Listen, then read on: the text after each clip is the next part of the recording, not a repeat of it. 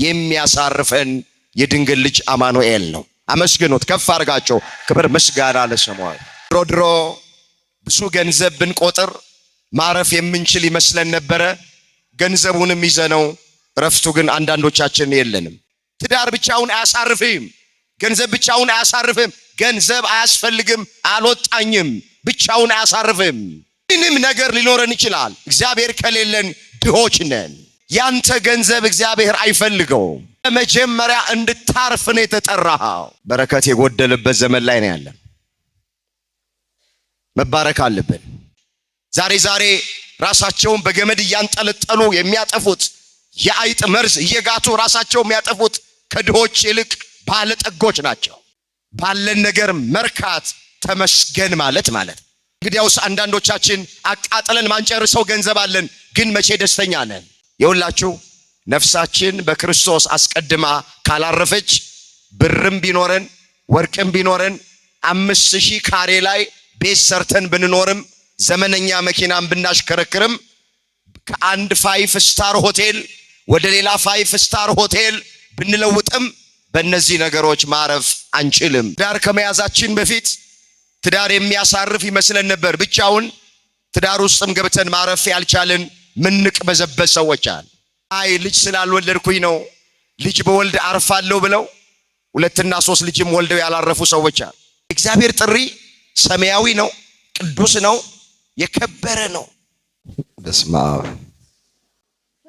በስመ አብ በሉ ወወልድ ወመንፈስ ቅዱስ አሃዱ አምላክ አሜን። ክቡር አባታችን መላከ ምሕረት ቆሞስ አባ ሲኖዳ የገዳሙ አበምኔት፣ አበው መነኮሳት፣ አባቶቼ ካህናት፣ ዘማሪያንና ዘማሪያት፣ በዚህ ስፍራ ላይ ለበረከት ስራ ከሩቅም ከቅርብም የተሰበሰባችሁ አባቶች፣ እናቶች፣ እህቶች፣ ወንድሞች፣ ሕፃናትን ጨምሮ በእግዚአብሔር ሰላምታ እንደምን ዋላችሁ? አሜን። አምላካችን እግዚአብሔር ያለፈውን ጊዜ በሰላምና በጤና አስፈጽሞን በእድሜያችን ላይ ይህችን ቀን ተጨማሪ አድርጎልን እዚህ ዕለት እዚህ ሰዓት ስላደረሰን ስለማይነገር ስጦታው ስሙ ለዘላለም የተመሰገነ ይሁን። የእናታችን የእመቤታችን የቅድስት ድንግል ማርያም አማላጅነት አይለየን። እግዚአብሔር አምላካችን በመካከላችን ተገኝቶ ያዘንን የምንጽናናበትን፣ የተጨነቅን ከጭንቀታችን የምንረጋጋበትን፣ ተስፋ የቆረጥን ተስፋችን የሚቀጠልበትን ቃሉን እንዲያስተምረን የሱ ቅዱስ ፍቃዶ ይሆንልን። ብዙ ጊዜያችሁን አልወስድም፣ ሙቀትም አለ። ስለዚህ በጣም አጭር ሰዓት ነው ማገለግላችሁ፣ እንዳትጨነቁ። ሚንቀሳቀስ ሰው አይኖር፣ ቁጭ ብለን እግዚአብሔር በዚህ ሰዓት የሚያስተምረን ስለምን እንደሆነ እንሰማዋለን። የአባቶቻችን አምላክ እግዚአብሔር የቃሉን ደጅ ለሁላችንም ከፍቶ እንዲያስተምረን የሱ ቅዱስ ፍቃዶ ይሆነልን። በሚኖረን አጭር ሰዓት የምንማማርበት የትምህርታችን ርዕስ የሚሆነው በረከትን ልትወርሱ ለዚህ ተጠርታችኋል የሚል ይሆናል። ይህንን በርዕስነት ያነሳነውን ኃይለ ቃል በመጽሐፍ ቅዱሳችን ላይ ተመዝግቦ የምናገኘው በአንደኛ ጴጥሮስ በምዕራፍ 3 ቁጥር 9 ላይ ነው። እስኪ አንድ ጊዜ ላስቸግራችሁ፣ በርዕስነት ያነሳነውን ኃይለ ቃል በህብረት ለመናገር ሁላችንም ራሳችንን እናዘጋጅ። በረከትን በሉ ልትወርሱ ለዚህ ተጠርታችኋል። ምን ልትወርሱ? ገንዘብ ልትሰጡ አልተጠራችሁም። በረከት ልትወርሱ ነው የተጠራችሁት። በዚህ ርዕስ ጥቂት ቆይታ እናደርጋለን። 3 ነገሮችን በዋናነት ለማየት እንሞክራለን። በመጀመሪያ የጠራን ማን ነው የሚለውን እናያለን። በሁለተኛ ደረጃ ጥሪው ምን አይነት ጥሪ ነው የሚለውን እንመለከታለን። ሶስተኛና የመጨረሻ ለምንድን ነው የተጠራ ነው?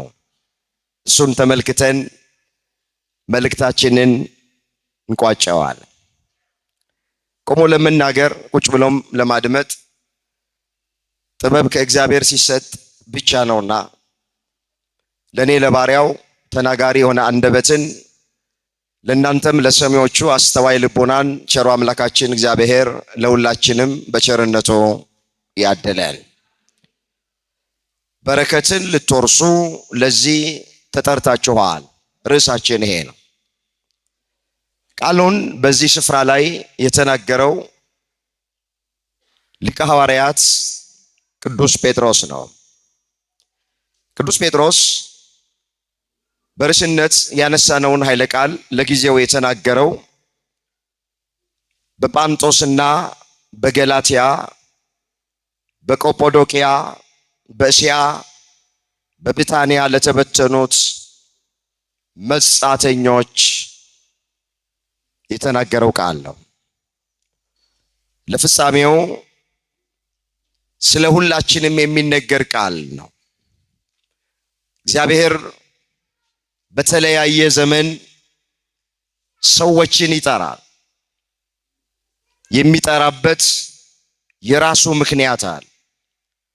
እስኪ እንዳይሰፋብን የመጀመሪያውን ልየው። የጠራን ማን ነው የሚለውን እስኪ ነው። ማን ነው የጠራችሁ? 10 ሰውን ብቻ ነው እግዚአብሔር የጠራው። ማን ነው የጠራችሁ? አምናችሁ ንገሩኝ። ማን ነው የጠራችሁ? ልክ ናችሁ። ጠሪው እግዚአብሔር። መልአከ ምሕረት ጠርተዋችሁ የመጣችሁ አጠፉ። እዚህ ጉባኤ ውስጥ ሰንበት ተማሪዎቹ ጠርተዋችሁ የመጣችሁ አጠፉ። ወንድሞቻችሁና እህቶቻችሁ ጠርተዋችሁ የመጣችሁ ሰዎች አትጠፉ። እነዚህ ሁሉ ምክንያቶች ናቸው። አባቶቻችሁ ምክንያቶች ናቸው። ወንድሞቻችሁና እህቶቻችሁ ምክንያቶች ናቸው። ጓደኞቻችሁ ምክንያቶች ናቸው። ሁላችንንም የጠራን እግዚአብሔር ነው። እንዲህ ተብሎ ነው የተጻፈው፣ ያዳነን በቅዱስ አጠራሩ የጠራን እግዚአብሔር ነው። ይህም እንደራሱ ሐሳብና ጸጋ መጠን እንጂ እንደ ስራችን አይደለም ተብሎ ተጽፏል። እዛ 2ኛ ጢሞቴዎስ ምዕራፍ 1 ቁጥር 9 ላይ የተመዘገበ እግዚአብሔር ቃሉን አስተውሉት። ያዳነን በቅዱሱ አጠራር የጠራን እግዚአብሔር ነው። ስለዚህ ሁላችሁ ክሬዲቱን ለማንም ሰው እንዳሰጡ።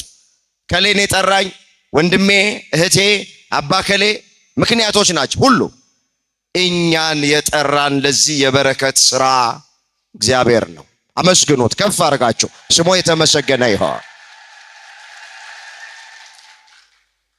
ወደ ሁለተኛው ሄዳል። ጥሪው ምን አይነት ጥሪ ነው? የእግዚአብሔር ጥሪ። ጠሪው እግዚአብሔር ነው ብለናል። ከመጽሐፍም አንስተን አይተናል። የእግዚአብሔር ጥሪ ምን አይነት ጥሪ ነው?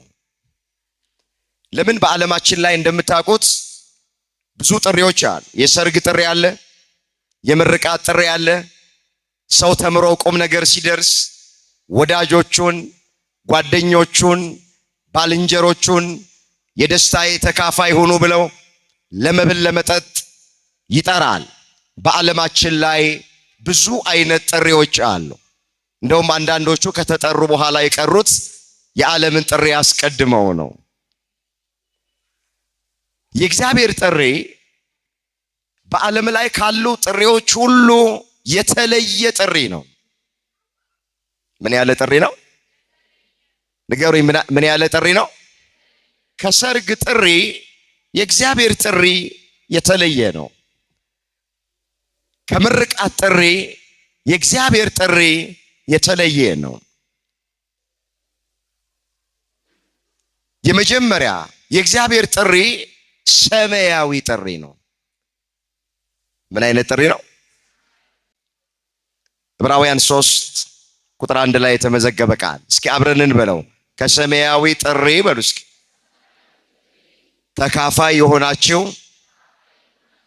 ቅዱሳን ወንድሞቼ ሆይ የሃይማኖታችንን ራስና ፈጻሚ የሆነውን ኢየሱስ ክርስቶስን እየተመለከታችሁ በፊታችሁ ያለውን ሩጫ በትዕግስት ሩጡ። ስለዚህ የእግዚአብሔር ጥሪ ምድራዊ ሳይሆን ምንድነው? ሰማያዊ ነው። ጊዜያዊ ሳይሆን ዘላለማዊ ነው። አሁን ስንቶቻችንን ከሰማያዊ ጥሪ ተካፋይ እንደሆነን የምናውቅ? ቅዱስ በሆነ ጥሪ ላይ እንደታደምን ስንቶቻችን ገብቶናል? ቅድም የሰጠዋችሁ ጥቅስ ምንድነው የሚለው? ያዳነን በቅዱስ አጠራሩ የጠራን እግዚአብሔር ነው። በቅዱስ አጠራሩ የእግዚአብሔር ጥሪ ሰማያዊ ነው፣ ቅዱስ ነው፣ የከበረ ነው። አንዳንዶች ይሄን ሳያውቁ ከተጠሩ በኋላ የእግዚአብሔርን ጥሪ የገፉ ሰዎች አሉ።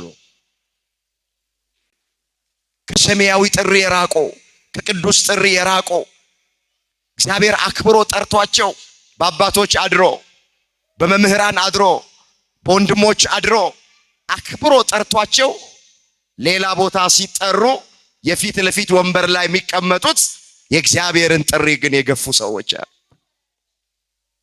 እግዚአብሔር ልብ ይስጣቸው። አሜን በሉ። ብዙዎቻችሁ ደግሞ ይሄ ጥሪ የእግዚአብሔር ጥሪ ነው ብላችሁ የረፍት ጊዜያችሁን ሰውታችሁ እግዚአብሔር ጠርቶኝማ ቤተክርስቲያን ጠርታኝማ አልቀርም ብላችሁ ጥሪውን አክብራችሁ ደግሞ የመጣችሁ አላችሁ። ስለዚህ ሁለተኛ ጥሪው ምን አይነት ጥሪ ነው ስንል ሰማያዊ ነው፣ ቅዱስ ነው፣ የከበረ ነው። ሶስተኛና የመጨረሻው ነው ያለው እግዚአብሔር ለምንድን ነው የጠራን? ትንሽ እዚህ ጋር ቆያለሁ። በመጀመሪያ እግዚአብሔር የጠራን ሊያሳርፈን ነው የጠራን። ለምንድን ነው የጠራን? እንዲህ ብሎ ነው የጠራን። እናንተ ደካሞች ሸክማችሁ የከበደባችሁ ሁሉ ወደኔ ኑ፣ እኔ ምን እላችኋለሁ? ጎበዞች፣ እኔ ምን እላችኋለሁ?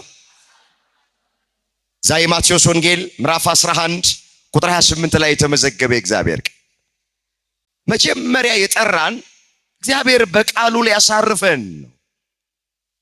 እኛ እንድንሰራ ነው። ታውቃላችሁ ዓለም ውስጥ እረፍት የጠፋበት ዘመን። ድሮ ብዙ ገንዘብ ብንቆጥር ማረፍ የምንችል ይመስለን ነበረ።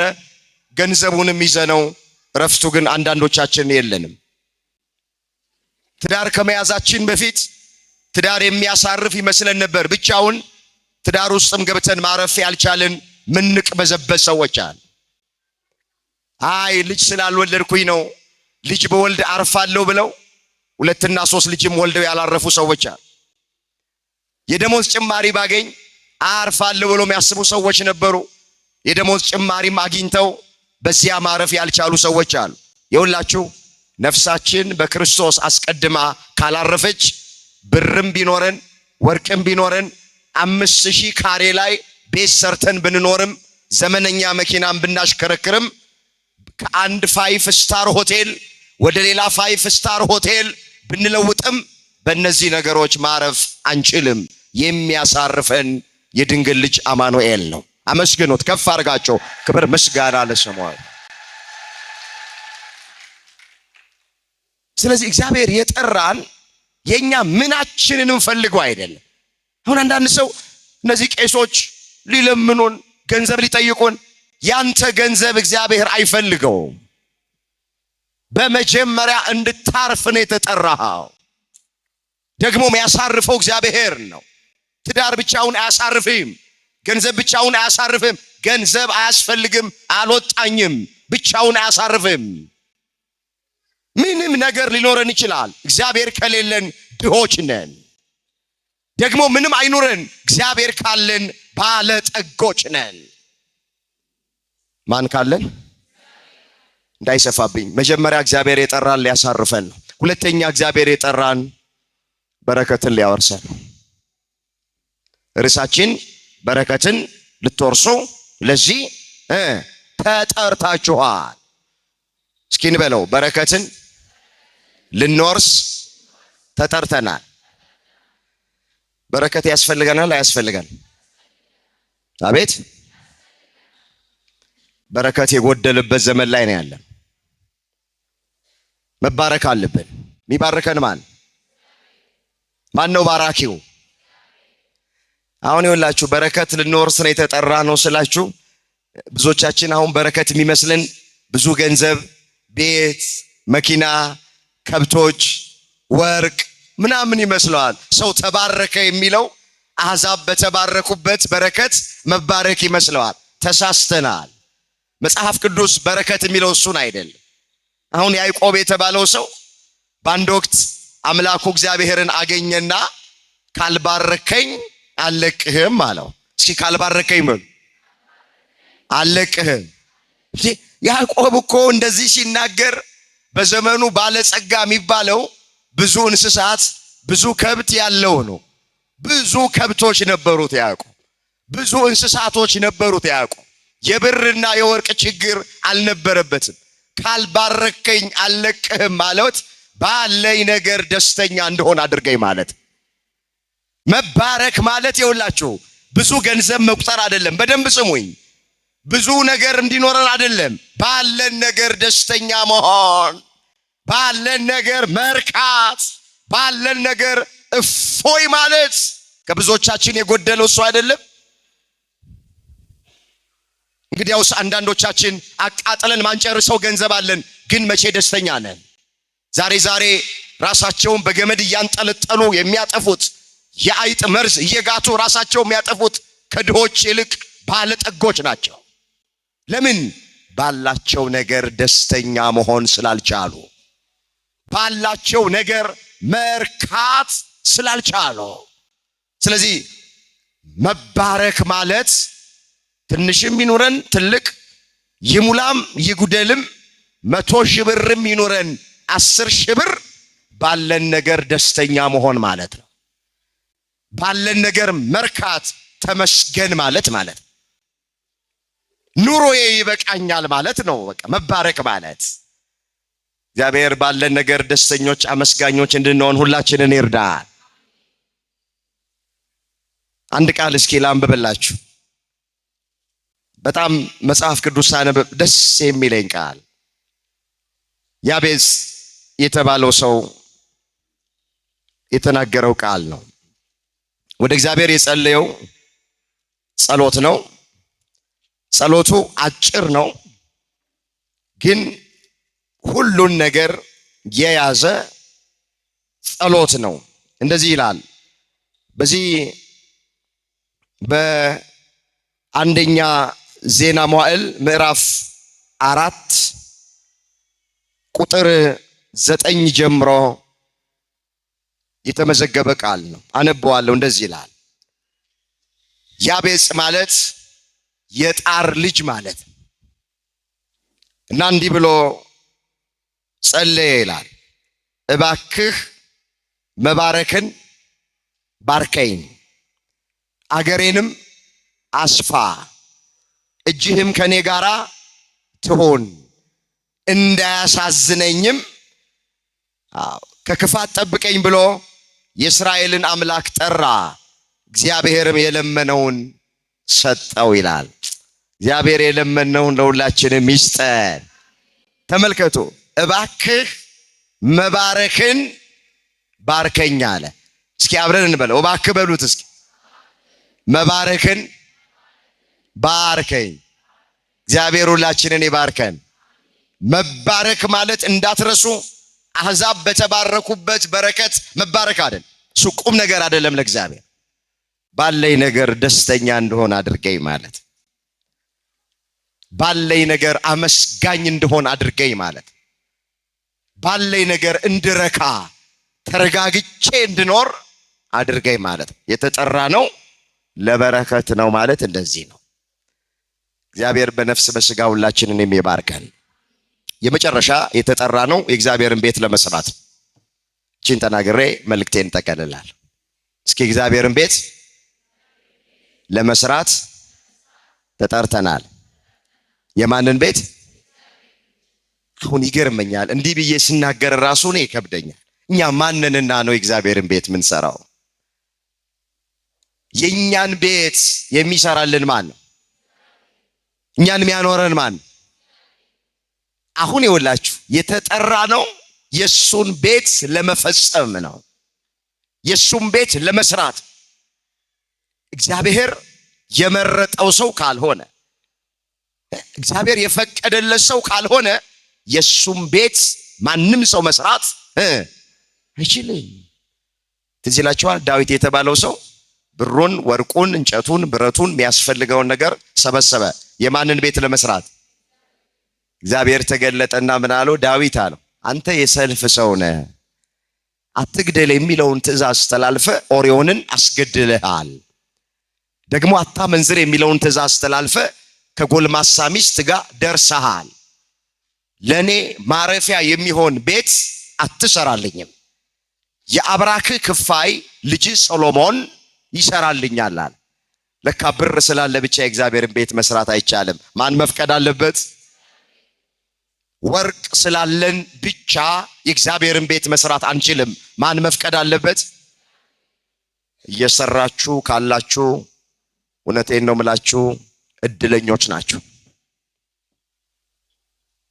የኢየሱስን ገዳም እያነጻችሁ ያላችሁ፣ በህንፃ ሰሪ ኮሚቴ ውስጥ ያላችሁ፣ በጉልበታችሁ እየሰራችሁ ያላችሁ፣ በገንዘባችሁ እያገለገላችሁ ያላችሁ እድለኞች ናቸው።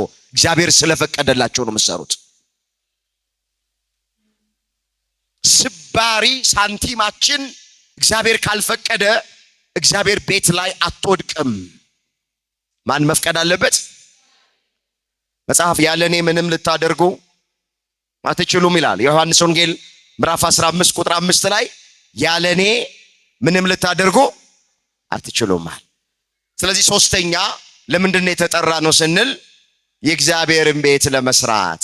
መጽሐፍ እንደዚህ ይላል፣ በመካከላችሁ አድር ዘንድ መቅደሴን ስሩልኝ። ኦሪት ዘጸአት ምዕራፍ 25 ቁጥር 8። እስኪ አብረን እንበለው። በመካከላችሁ በሉ አድር ዘንድ መቅደሴን ስሩልኝ። መቅደሴን ምን በሉልኝ? ማን ያለው? ስለዚህ ሶስተኛ የተጠራ ነው የእግዚአብሔርን መቅደስ ለመስራት። የማንን መቅደስ? የእግዚአብሔርን።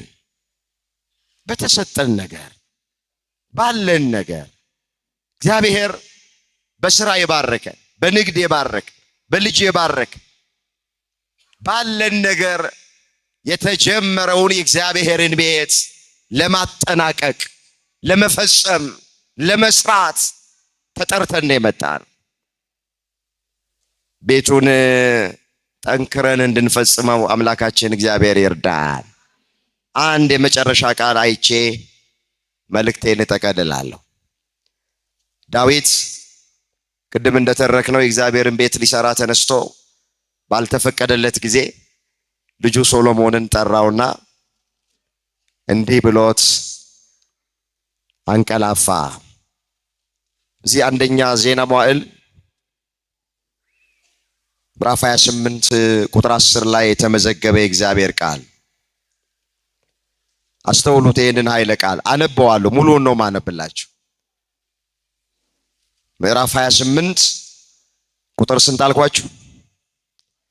አቤት ቁጥር 10 ላይ እንደዚህ ይላል።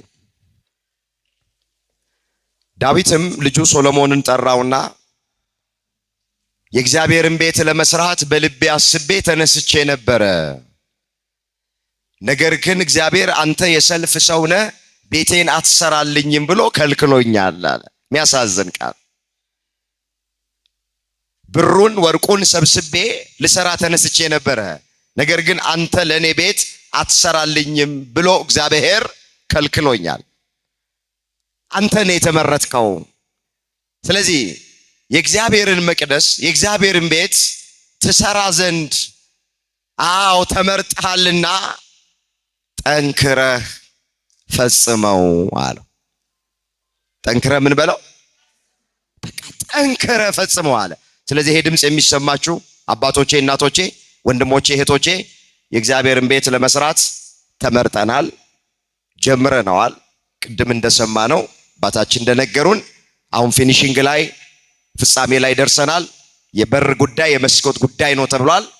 ስለዚህ እግዚአብሔር ቅድም እንዳልኳችሁ የሾማችሁ በገንዘብ ላይ የባረካችሁ በንግድ በሥራ ለእግዚአብሔር ቤት የሚሆነውን ያሰባችሁትን ደስ እያላችሁ ብዙ ጭቅጨቃ አያስፈልግም። እንደዚህ አይነት ጉባኤቶች ብዙ ጊዜ ጭቅጨቃ እባካችሁ ይኖራቸዋል። ግን ይሄ ቃል የተማርንበት ምክንያት እንደዛ ሳንል አስበን የመጣነውን ለእግዚአብሔር ቤት ደስ ብሎን። ለምን መጽሐፍ በጥቂት የሚዘራ በጥቂት ያጭዳል፣ በበረከት የሚዘራ በበረከት ያጭዳል ስለሚል ደስ እያለን ለእግዚአብሔር ቤት የሚያስፈልገውን ነገር እንድናደርግ አምላካችን እግዚአብሔር ይርዳል። እግረ መንገዴን የሁላችሁ ስራ መስራት መቻል አለብን። ኦርቶዶክሳውያን ወጣቶች ሁላችንም ኃላፊነታችንን መወጣት አለብን። ነገን የምንሰራው ዛሬ ነው። እስኪ ነገን በሉ። የምንሰራው ዛሬ ነው። መቼ ነው? ነጋቸውን ያልሰሩ ብዙ አገሮች ክርስትናቸው እየከሰመ በአሕዛብ እየተዋጡ ቤተ መቅደሳቸው ሳይቀር ወደ መስጊድነት እየተቀየረ ነው ያለው። አሁን ቱርክ ብትሄዱ ቱርክ የክርስቲያን ሀገር ናት። የነ ቅዱስ ዮሐንስ አፈወርቅ ሀገር ናት። በታሪክ የምታውቁ ሰዎች ሶስቱ ታላላቅ ጉባኤያቶች የተደረጉት በቱርክ ሀገር ነው። ቱርክ ኢስታንቡል፣ ኤፌሶን ተብላ የምትጠራዋ ከተማ ማለት ጉባኤ ኒቂያ፣ ጉባኤ ቁስጥንጥንያ፣ ጉባኤ ኤፌሶን የሚባሉት ሶስቱ ዓለም አቀፍ ትላልቅ ጉባኤያቶች የተደረጉት በቱርክ ከተማ ነው። የክርስቲያን ደሴት የክርስቲያን ሀገር ነበረች። ዛሬ ግን ያ ታሪክ ተቀይሯል። የሙስሊም ሀገር ሆናለች። ሃጊያ ሶፊያ የሚባል ትልቅ ቤተ መቅደስ ነበረ በቱርክ። ነጋቸውን መስራት ስላልቻሉ ሙስሊሞች መስቀሉን አውርደውት ከላይ ጨረቃ ሰቅለውበታል። ፕሬዚዳንት ኤርዶጋን የሚባለው የቱርክ ፕሬዚዳንት ይሰግድበታል አሁን ቤተ መቅደስ ውስጥ። ስለዚህ ሁላችሁ ስለዚህ ቤተ መቅደስ ብቻ እንዳታስቡ፣ ስራ መስራት መቻል አለብን። በጎቹን መጠበቅ፣ መንጋውን መጠበቅ፣ ክርስቲያኖችን መጠበቅ፣ አማኞችን መጠበቅ፣ ከዚህም በላይ ስራ መስራት ይጠበቅብናል። ስለዚህ ስለተጀመረው ቤተ መቅደስ ብቻ እንዳታስቡ፣ እንዳይሰፋብኝ። በረከትን ልትወርሱ ለዚህ ተጠርታችኋል። አምላካችን እግዚአብሔር ስለጠራን፣ በዚህ ጉባኤ ስለሰበሰበን፣ ደግሞ በቃሉ ስላሳረፈን፣ ለሕይወታችን የሚረባንን የሚጠቅመንን ቃል ስላስተማረን ስሙ የተመሰገነ ይሆን። የሁላችንን መጨረሻ እግዚአብሔር ያሳይ።